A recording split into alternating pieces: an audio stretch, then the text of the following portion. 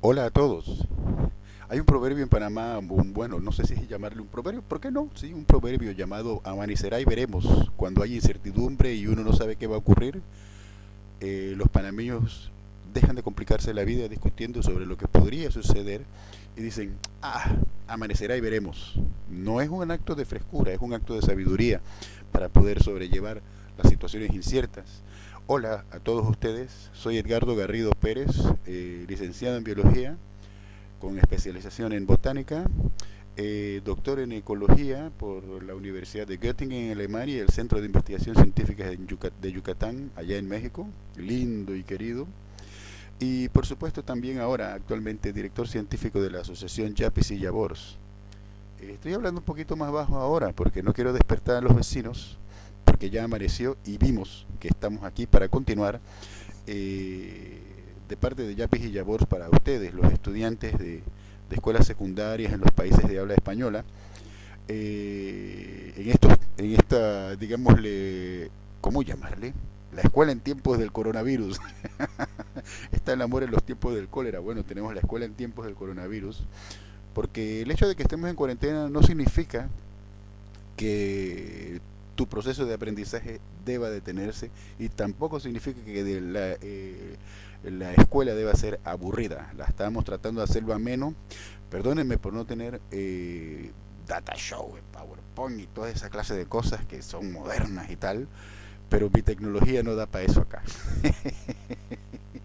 Miren, les cuento que estoy colaborando con la Universidad de Verona acá en Italia, también formando unos videos en lengua inglesa para ellos, para estudiantes de biotecnología en un curso de economía para biotecnólogos. He sido invitado a cooperar en tiempo de crisis.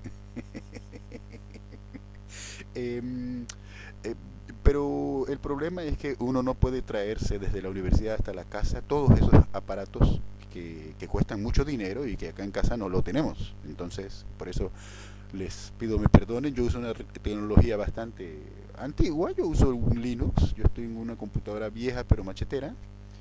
Eh, y bueno, pues uno tiene muchas otras cosas que hacer y eso le limita el tiempo para dedicarse a aprender a usar la tecnología. Para eso ustedes los jóvenes, las muchachas, los muchachos son mejores que nosotros los que ya pasamos de cierta línea.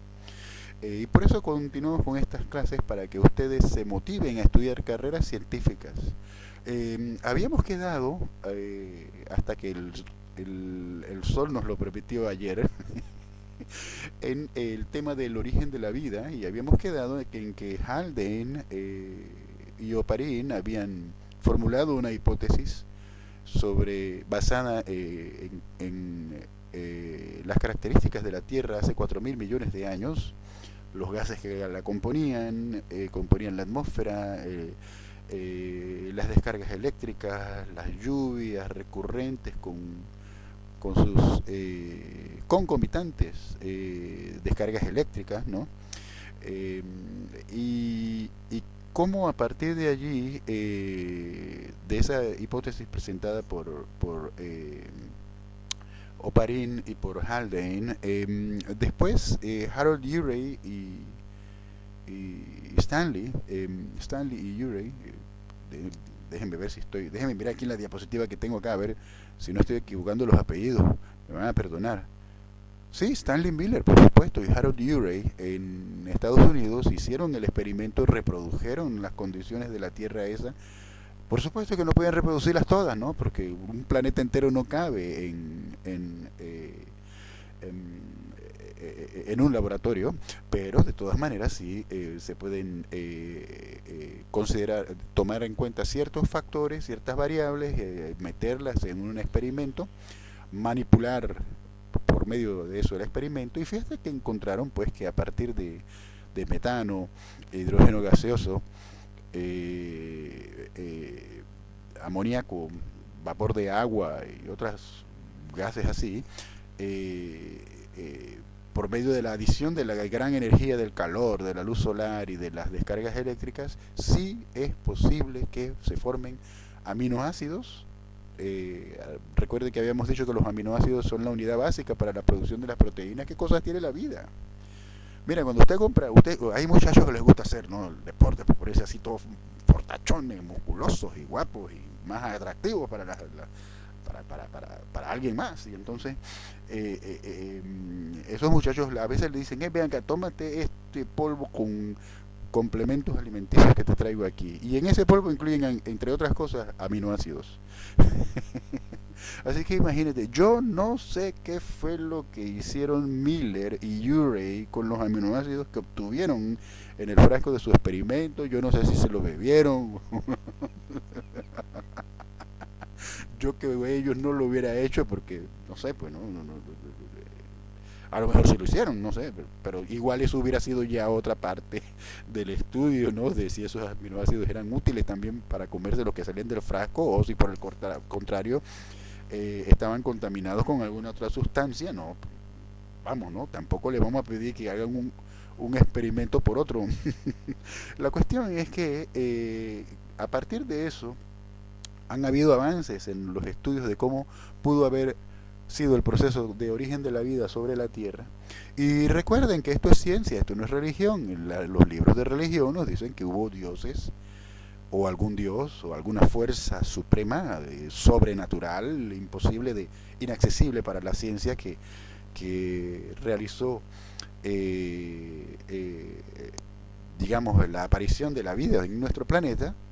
Mientras que nosotros en ciencia buscamos más bien las explicaciones a los problemas del mundo real dentro del mundo real, porque necesitamos que las cosas, lo hacemos procurando que las cosas sean testables. Entonces, más o menos hasta el momento los avances que han habido, hasta hace unos pocos años, sobre la secuencia de eventos que pudo haber sucedido, es la siguiente. Primero, esta Tierra primitiva de hace 4.000 millones de años atrás, con los gases que ya mencionamos, ¿no? Que contenían átomos, a su vez cada molécula de esos gases contenía átomos de nitrógeno, hidrógeno, oxígeno. Esos gases eran, como dijimos, metano, hidrógeno gaseoso, amoníaco, vapor de agua. Y entonces, con los procesos de energía que ya dijimos, las descargas eléctricas, etcétera, surgieron aminoácidos, proteínas cortas, nucleótidos, ATP. Fíjense qué interesante esto de los nucleótidos. Los aminoácidos, a partir de los aminoácidos pudieron formarse también proteínas cortas, y eso apareció bastante bien en los resultados experimentales de repeticiones y modificaciones, actualizaciones, digamos, de los experimentos que hicieron inicialmente Urey y Miller. Pero esto de los nucleótidos es muy importante en estos tiempos en que está de moda, y no sin razón, el tema de los virus.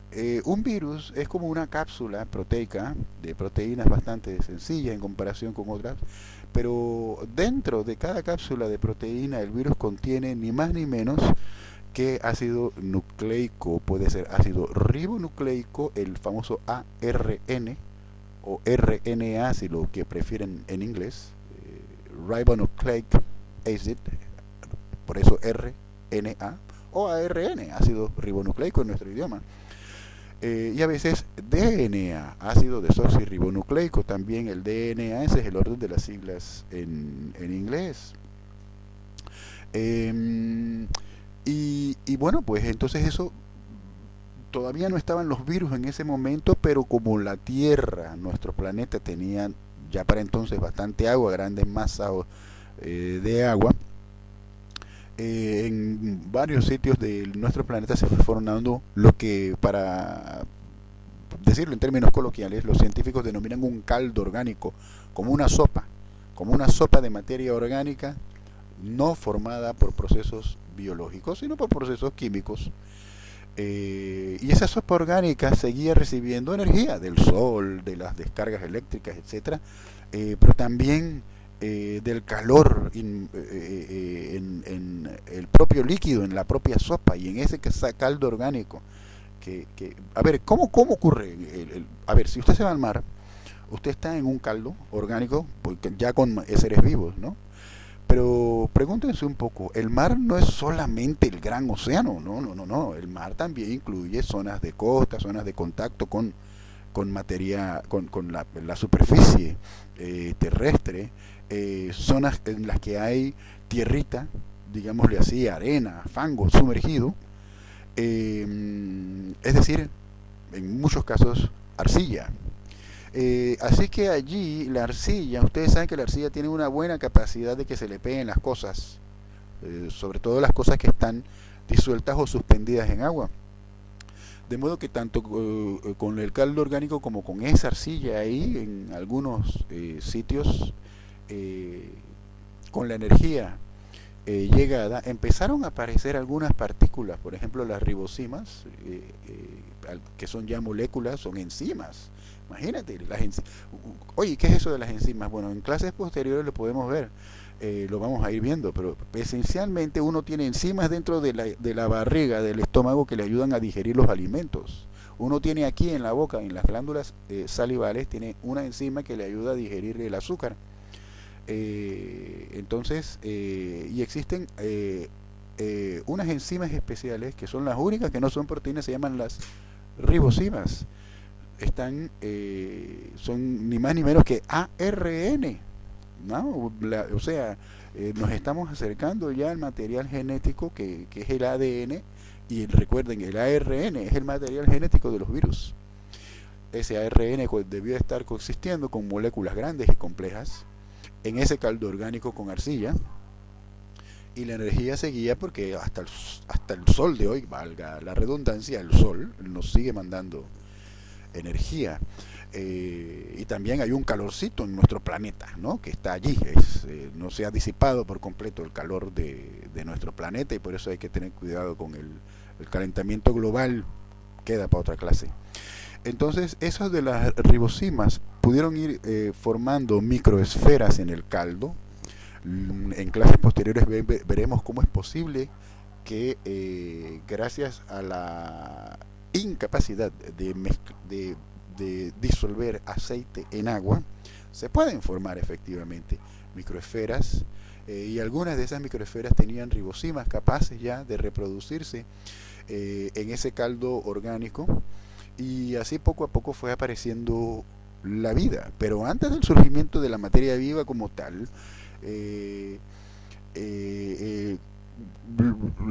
mire, vean, se los voy a decir de esta manera: de todos los organismos o de todas las cosas que contienen algún tipo de material genético, llámese ADN o ARN, y también proteínas y otros materiales orgánicos, la más sencilla de todas son los virus. Son los virus. Y entonces, debido a eso, a ese relativamente muy bajo nivel de complejidad de los virus, ya para aquel entonces en la sopa orgánica debieron empezar a reproducirse muchos virus en ese medio acuoso, y a partir de allí los procesos siguieron, y a partir de estos, digámosle, seres protobióticos, algunos de los cuales debieron haber sido virus, después se formaron ya células parecidas, por ejemplo, a las bacterias, ¿no? A las arqueobacterias también. Por supuesto que este proceso todavía no está 100% demostrado, pero nótese que todo lo que les acabo de decir sigue siendo testable, así que usted cuando se gradúe y todo puede echar para adelante también, dedicarse a investigaciones como esta. Fíjense también una cosa muy interesante: todo esto ocurrió en un ambiente acuoso, la vida surgió en un ambiente acuoso para nuestro planeta. Entonces, debido a eso es que a partir de las ecuaciones de Juan, que les estuve hablando en la clase pasada, se buscan planetas con vida, se los busca en la llamada zona habitable, zona interestelar habitable. Son los lugares del universo que tienen planetas de un tamaño más o menos parecido al de la Tierra, a distancias de su sol más cercano más o menos parecidas a la del nuestro, con esos soles más o menos del tamaño del nuestro. Entonces, en todas las galaxias hay muchos lugares en los cuales hay ese tipo de zonas, y eso en astronomía, en astrobiología, le llaman la zona estelar habitable. Y bueno, ya vimos que en Arecibo, allá en Puerto Rico, están nuestra gente, los salseros de Puerto Rico. Saludos hasta allá si alguien ve esto, María del Pilar. Tú que eres profesor allá, si esto te sirve en alguna clase, utilízalo sin pena, también a los profes allá en Panamá, para adelante. Citen la fuente y usen el video si les es útil. Están las están, bueno, pues allá en Arecibo, en Puerto Rico, están los estudios de esto de la super tierra, entonces buscando vida en otros planetas, pero también tomando como hipótesis de trabajo la manera como surgió la vida aquí en la Tierra con base en el agua y estas otras sustancias que les mencioné al inicio, eh, simplemente porque es el planeta que conocemos mejor, entonces por eso buscamos planetas parecidos al nuestro. No se excluye que pueda existir vida en ambientes no acuosos en otros planetas y que esa vida sea totalmente distinta a la que conocemos hoy. El gran científico Carl Sagan, el que inauguró la serie Cosmos, esa que ustedes ven ahora con uno de los discípulos de Sagan, fíjate, el señor Tyson, ese hombre afro norteamericano, que tanto los entretiene a ustedes con este tema de la astronomía, está dándole continuidad y actualidad a una serie muy bella que se llama Cosmos, que se presentaba en Canal 11 en la televisión educativa en Panamá y en otras televisoras de América Latina, las televisoras el doblaje que a mí me gusta es el doblaje mexicano, ¿no? Saludos a México, allá a toda la gente.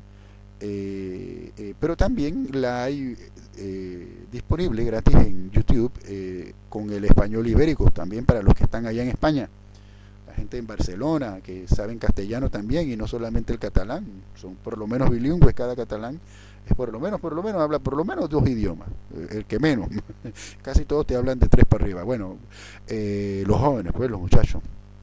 Y en esa serie Sagan explica algo que se basa en un artículo que él publicó en la revista Science y que indica que también es posible que haya vida en una forma no acuosa en planetas sin agua. Pero por lo pronto, una buena manera de orientar las investigaciones astrobiológicas, aquellas que buscan vida en otros planetas, es basarse en ideas que conocemos con mayor firmeza. Y sin duda, las ideas sobre el origen de la vida que conocemos mejor son aquellas que utilizan al agua como medio disolvente en el cual ocurren todas esas reacciones que tienen los seres vivos. Entonces, por eso es que andan buscando supertierras y están encontrando planetas con agua. Y bueno, volviendo acá al tema del origen de la vida, entonces ya con los virus primeros que aparecieron en ese caldo original, ellos empezaron a reproducirse en ese medio acuoso, aprovechando que la sopa orgánica también les brindaba nutrientes. Y ustedes pueden imaginarse con bastante realismo, sin estar exagerando, un planeta Tierra lleno de virus. No habían seres humanos, no habían bacterias, había puro virus. Hoy en día, peguemos un salto de 4.000 millones de años desde entonces hasta el día de hoy. Hoy en día, los virus, para poder desplegar sus actividades, necesitan estar metidos en ambiente acuoso. Lo único que ya no están solamente en las aguas marinas, en las aguas de los ríos, charcos, etcétera, sino que también están en los cuerpos de los seres vivos como nosotros los seres humanos. El ser humano está compuesto por ahí poco más o menos de un 65% poco más o menos del peso de tu cuerpo es agua.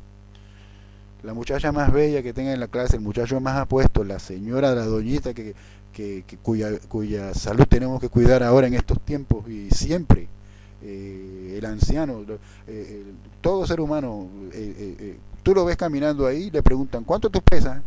Yo peso 150 libras.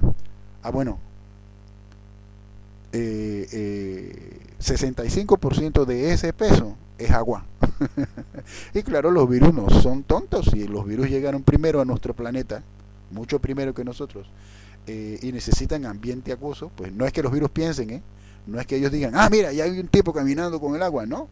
Si se trata del coronavirus, un estornudo, achú, y en las gotitas, ahí va el virus. Y si tú no te lavas bien las manos, y luego saludas a otra persona y esa persona después le tiene que pasar la mano por la boca o por la nariz o por lo que sea, va para adentro el virus ahí, porque el cuerpo de esa persona está compuesto por ahí de un 65% de agua, y entonces ahí el virus hace su banquete, se mete dentro del cuerpo, aprovecha ese agua para estar allí y aprovecha los nutrientes de tu cuerpo para, entre comillas, vamos a decirlo así, alimentarse, reproducirse. Y algunos virus no son tan dañinos. La verdad es que este virus del coronavirus del COVID-19 no es tan dañino. A algunas personas, a muchas personas les da solo, se les manifiesta solo como un simple resfriado, otras ni siquiera sienten que se resfrían. Tantas han sido las personas de edad, sobre todo juvenil, de menores de 50 años, por decir algo, pues menores de 60 años, que sintieron nada más el resfriadito ahí de poca monta y se fueron a viajar en avión, ¿no? Por eso, por ejemplo, gente de aquí de Europa, porque tú sabes que los europeos son muy viajeros. El alemán le gusta mucho viajar y había mucho alemán asintomático. Y uno sí puede ir viendo, ven acá, ¿en qué fecha llegó el virus a tu país? ¿En qué fecha llegó a tu barrio? ¿En qué fecha llegó a este otro barrio? Y vas poniendo todas esas fechas en una hilera del tiempo y las va ordenando y va estudiando en los hospitales. ¿Usted cómo se llama? ¿Dónde vive? ¿De dónde viene? ¿Con qué persona se ha relacionado? ¿Ha recibido usted visitas últimamente? Y reconstruyendo las fechas de todo eso, más los análisis de muestra de escupa aquí para ver si usted tiene el virus, por ejemplo, ¿no? Uno sí puede ir reconstruyendo la historia de la dispersión de esos virus en un ámbito geográfico, en un mapa. Puede ser el mapa de un mundo entero, puede ser el mapa de un país, de un continente, de los países vecinos, etcétera. Y entonces poco a poco uno puede ir reconstruyendo la historia de expansión de los virus en un territorio, y llegar a detectar el llamado paciente cero. Aquí en Italia, el llamado paciente cero fue la primera persona con el virus que llegó a ese lugar, a un lugar cualquiera. Entonces aquí en Italia de repente hubo muchos pacientes y ahí parpadearon un poco, pues algún hospital en la Lombardía, no sé, alguien me podrá corregir si me equivoco, pero por fortuna el gobierno, no el gobierno de la Lombardía, sino el gobierno nacional tomó cartas del asunto. Me dicen, ven acá, aquí hay coronavirus, me van a estudiar bien eso y me lo van a frenar. Lo quiero a los científicos estudiando, y los científicos empezaron a estudiar y estudiar. Quiero que me busquen cuál ha sido las fechas y los lugares de expansión para saber en el mapa de todo el territorio del norte de Italia y de la Lombardía dónde tenemos que cuidar primero, y a ir así haciendo círculos concéntricos de protección, ¿no? Primero el lugar donde se dio la primera infección, el paciente cero, después el barrio, después el pueblito, la ciudad, los barrios más cercanos, los pueblitos, la provincia entera, y si es necesario el país entero para protegerlo bien. Pero el paciente cero no aparecía. Y busque usted dónde está, y encontraron al paciente 1, a los pacientes 2, 3, etcétera, pero el paciente 0 no aparecía, oye. Y resultó que era un visitante, un turista de otro país, particularmente de Alemania, y eso no lo descubrieron investigadores italianos, lo descubrieron investigadores de otro país que lograron hacer el estudio también ellos. Eso es lo bueno de la ciencia, como la ciencia utiliza métodos, y uno debe explicar los métodos que utiliza clarito, clarito, y de la manera como si se lo estuviera explicando a tu mamá, pues.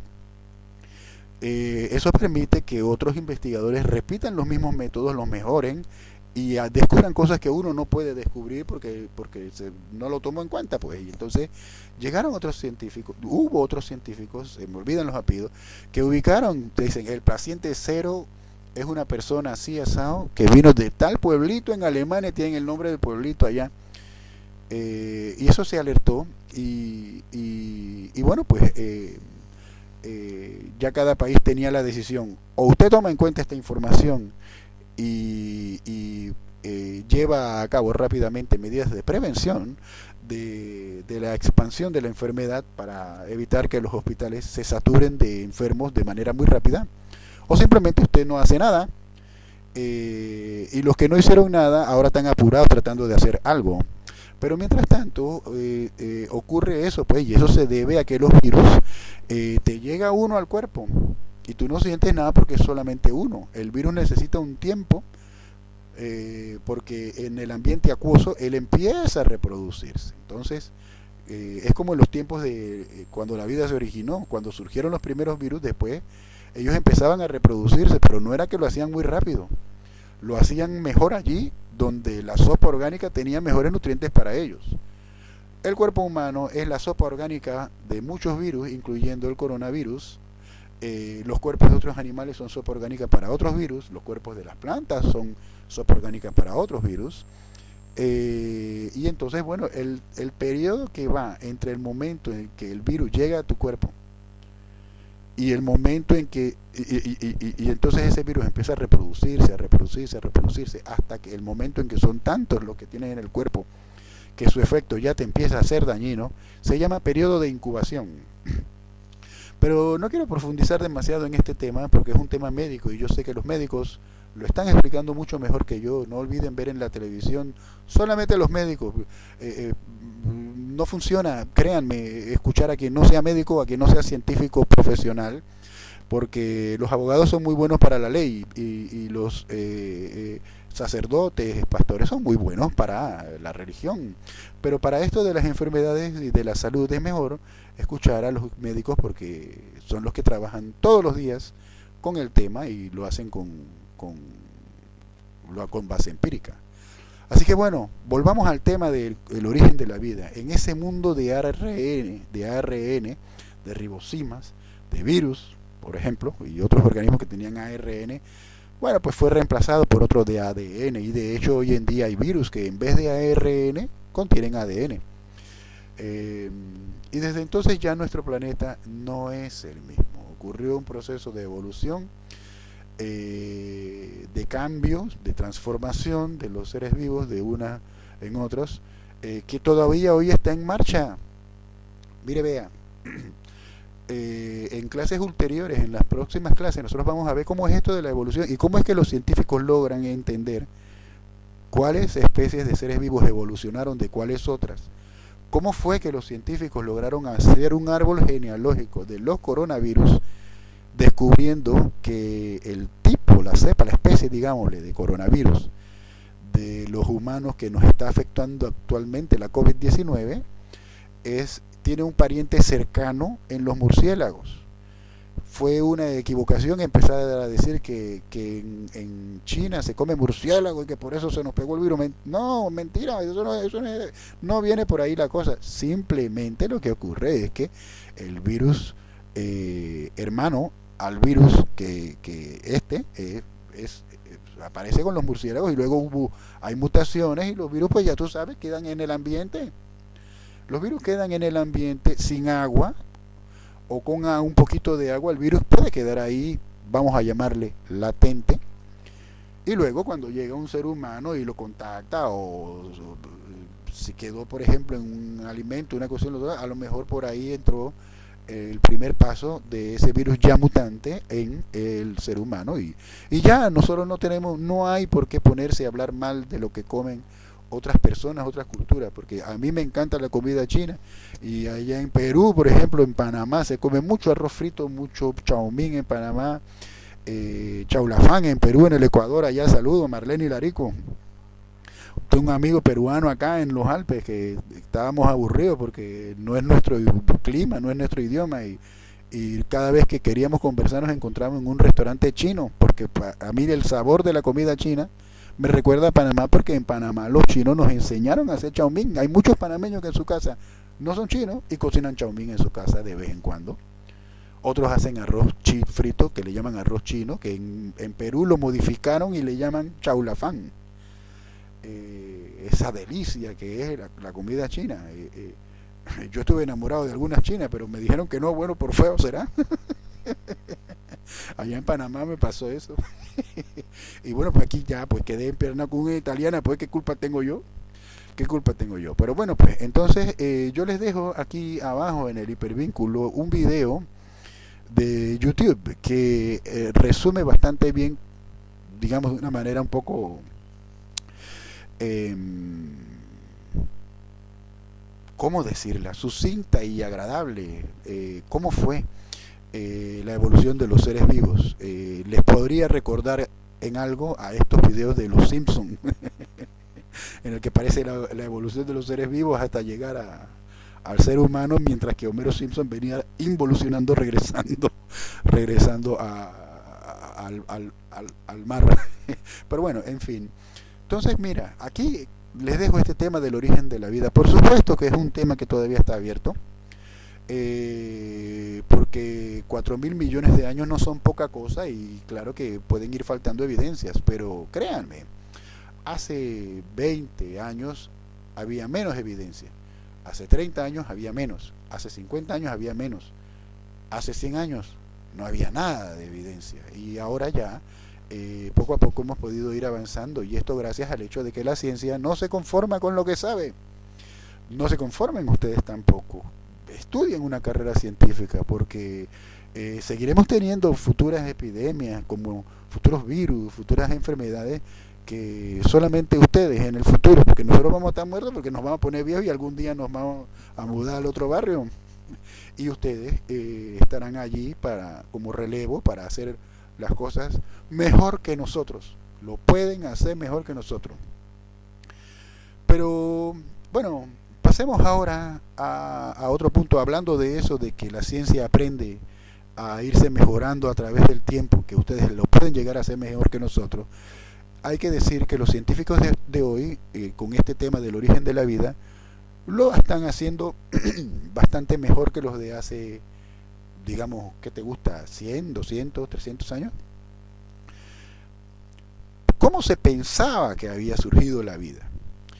Hubo hace algunos siglos, y predominó por mucho tiempo, desde los tiempos de los antiguos griegos hasta el siglo XIX, predominó la idea de que la vida se originaba por un proceso que le llaman generación espontánea, es decir, a partir de la materia inerte, así, en un abrir y cerrar de ojos, en un chasquido de dedos, como quien dice, o en poco tiempo, pues, se podía generar materia viva. Entonces, se pensaba en aquella época, acá en Europa, pues, es el pensamiento europeo. Acuérdense que muchas veces los libros de ciencia tienen un sesgo eurocentrista. Nos hablan de que la historia de la civilización, y los libros no nos hablan de China, ni de la India, ni de los incas, ni de los mayas. No, nos hablan de Grecia, de Roma.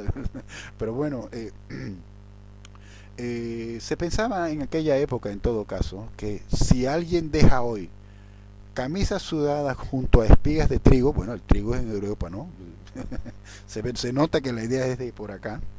Se generaban en poco tiempo ratones.